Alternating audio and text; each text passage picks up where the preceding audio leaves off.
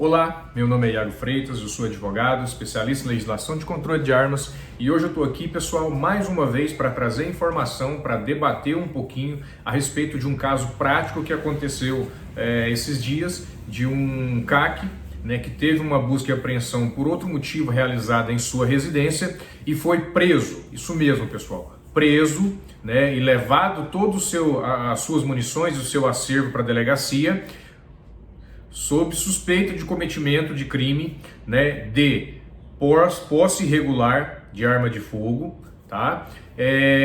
Por não ter consigo as notas fiscais das munições que ele havia ali no seu cofre. Isso é certo? Isso é errado? Vamos discutir, vamos entender a situação. Primeiro, pessoal, antes de tudo, eu peço que vocês curtam o vídeo, compartilhem, se inscreva no canal que vocês me ajudam demais, mande para os seus amigos, vamos espalhar a informação e ajudar a cada vez mais levar a informação e evitar que novas pessoas sejam presas injustamente ou até mesmo cometa erros que possa levar à prisão. Eu sempre digo, CAC não comete erro, infelizmente na nossa legislação comete crime. Então vamos lá, vamos pro vídeo então. Pessoal, tivemos um caso essa semana, não é cliente meu, tá? É de um amigo advogado, ele até me ligou para tirar consultoria a respeito disso, que o cliente estaria preso, ele teve um mandado de busca e apreensão na sua residência, não relacionado a crime de utilização de armas de fogo, mas ele teve essa busca e apreensão na casa dele. Os policiais verificaram todo o acervo dele, viram que ele tinha todo o documento, tudo certinho, então as armas dele ele não levou, tá? Eles não levaram preso as armas, porém, contudo, no entanto, levaram as munições, que eram 80 munições, sob a alegação de que ele deveria ter as notas fiscais dessas munições. Então, bastante controverso, bastante complicado, e aí por isso ele estava lá respondendo por posse irregular de arma de fogo, entra como posse irregular de arma de fogo, a lei 10.826, se vocês olharem aqui, ó, a chamada Estatuto do Desarmamento, ela traz aqui, ó, no artigo 12, possuir ou manter sob sua guarda arma de fogo, acessório ou munição de uso permitido em desacordo com determinação legal ou regulamentar no interior de sua residência, dependência dessa, ou ainda em seu local de trabalho, desde que seja titular ou responsável legal do estabelecimento ou empresa. Artigo 12 da Lei 10.826, vou colocar aqui para vocês rapidinho, configura posse irregular de arma de fogo. Então sim, ter munição sem autorização, sem seguir a regulamentação, pode sim ser passivo de crime de posse irregular de arma de fogo.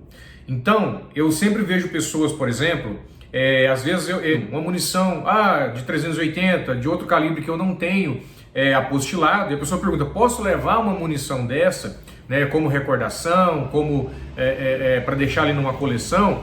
Você pode, sim, infelizmente, pela legislação, tá, ser preso por posse irregular de arma de fogo, porque tanto insumos, cápsulas, espoleta, a ponta, a pólvora, são, sim, PCS. Então você pode ter esse problema. Lógico que, isso é o que diz a lei.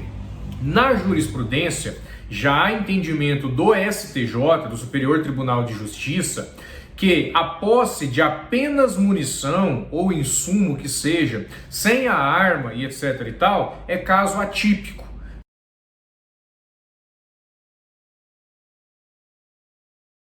Porque só a munição não causa, em tese, dano, ela não tem potencial de dano se você não tem a arma para fazer. Então acaba que você pode ser absolvido por esse entendimento do STJ. Mas sim, você pode ser levado para a delegacia, você pode ser, vai ter que pagar fiança, vai ter que contratar advogado para depois ser absolvido em fase judicial, provavelmente em recurso, principalmente se o juiz de primeira instância não gosta de arma, e acontece bastante. Então sim, por uma munição só você pode ser levado para a delegacia, pode ter um monte de problemas, isso infelizmente acontece. Voltando ao caso, qual que ficou a discussão? Preciso então ficar andando, manter minhas notas fiscais? E aí que entra o problema. Não existe na lei nenhuma obrigação, pode pesquisar em qualquer decreto, na Lei 10.826, que diga que o atirador precisa manter consigo nota fiscal de insumos e de munição, certo? Não tem na legislação. O que tem tanto os decretos quanto o decreto novo, ele diz o seguinte, que para você comprar munições e produtos controlados pelo Exército, os PCEs, você precisa do CRAF, do CR, e para transportar esses insumos, esses materiais, você precisa da guia de tráfego, que é o documento que te permite transportar os PCEs. Então não existe na lei dizendo que você tem que andar com nota fiscal, né? Não existe, por exemplo, controle de lote. Então, por exemplo, eu compro munição em diversos lugares, cada um emite uma nota. Tanto que nas guias de tráfego antigamente, você tinha que colocar lá o número do lote, a marca, o modelo da munição. Hoje não, por quê? Porque eu compro lá na loja, e aí sim, a loja tem obrigação de informar o Exército, tá, a respeito das vendas de munição. E já era previsto, e agora foi novamente previsto no decreto do Lula de janeiro, né, no decreto 11.366, a seguinte questão. Eu vou colocar na tela para vocês e vou explicando. No artigo 16, a aquisição de munição para armas de uso permitido por colecionadores, atiradores e caçadores ficará condicionada à apresentação pelo adquirente de documento de identificação válido, certificado de registro de arma de fogo, no SINARB ou SIGMA, conforme o caso, ficará restrita ao calibre correspondente à arma registrada. E aí, lá no parágrafo 2º traz o seguinte: os atiradores e os caçadores comunicarão a aquisição de munição para armas de fogo de uso permitido ao comando do Exército no prazo de 72 horas, contado da data de efetivação da compra e o endereço do local em que serão armazenadas. Isso veio no decreto. Qual que é o problema disso daqui, tá? Os lojistas já têm essa obrigação, eles têm um canal junto com o Exército, com o SINARB, que eles fazem o comunicado. Então, quando você compra munição, as lojas, os lojistas fazem esse controle, e já era previsto que o atirador também fizesse isso. Qual que é a questão? Não existe procedimento para isso, na maioria das RMs. Aqui na minha RM, aqui eu sou regido pelo 41º Batalhão de Infantaria Motorizada, né, do Exército. E quando eu comprei a minha primeira arma, que eu comprei as minhas munições, eu sabia que tinha essa obrigação de informar prevista em lei. Eu mandei um e-mail com a nota fiscal das minhas munições, e eu recebi de volta um e-mail da Secretaria de Fiscalização de Produtos Controlados, dizendo o seguinte, que quem deveria fazer o comunicado era o lojista, que não precisava eu fazer esse comunicado. Eu tenho esse e-mail guardado como prova. Então, como há obrigação na lei e foi me passado pelo órgão responsável que eu não preciso, o que eu sempre recomendei para o pessoal da minha região? Mande o e-mail mesmo assim. A partir do momento que você tiver o e-mail de volta do Exército dizendo que você não precisa, você tem uma prova, e se isso for usado contra você, está ali provado que você deixou de cumprir porque o Estado não fez a parte dele. Hoje, há, inclusive no SISGECORP, que para quem não sabe é o sistema de controle de produtos controlados pelo Exército, é o sistema que eles utilizam, um campo de controle de munições. Porém, aqui na página, vou mostrar para vocês novamente, observem aqui.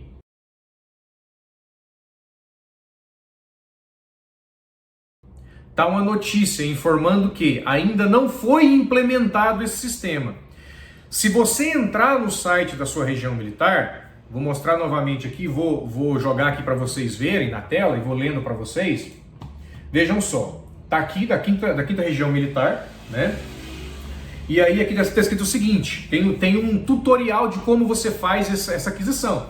Aqui diz que o interessado deverá digitalizar em PDF a nota fiscal, o CRAF da arma, que comprou a munição, né? Verificar se está visível, salvar o arquivo, né? Com o nome de compra de munição, né? Com os dados aqui, enviar o arquivo digital para a sua organização militar, né? Para a sua de vinculação por meio eletrônico, e no assunto e-mail colocar seu nome completo e nada mais.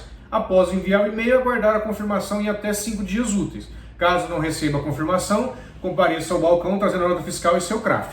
Então, nessa região militar, isso daqui está aqui já desde, deixa eu ver que se tem data, não tem data, mas eu tenho mais de 2 anos que está essa recomendação aqui na 5ª Região Militar. Na minha região militar, eu segui esse procedimento e fui informado que eu não precisava fazer a comunicado da munição, porque o lojista já fazia.